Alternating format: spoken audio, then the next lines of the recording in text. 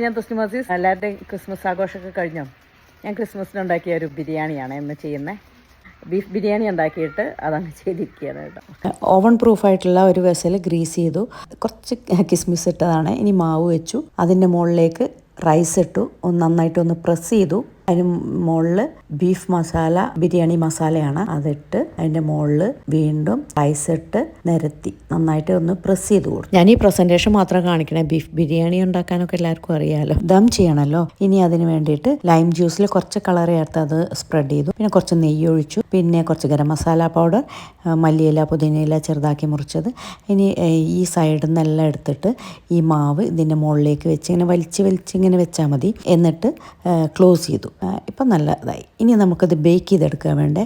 180 ഡിഗ്രിയിൽ 10 മിനിറ്റ് തൊട്ട് 20 മിനിറ്റ് വരെ ബേക്ക് ചെയ്യാം. നല്ല ബേക്കായി വന്നിട്ടുണ്ട്. ഓവനിൽ എങ്ങനെയാണ് ദം ചെയ്യാമെന്ന് ചോദിക്കാറുണ്ട്.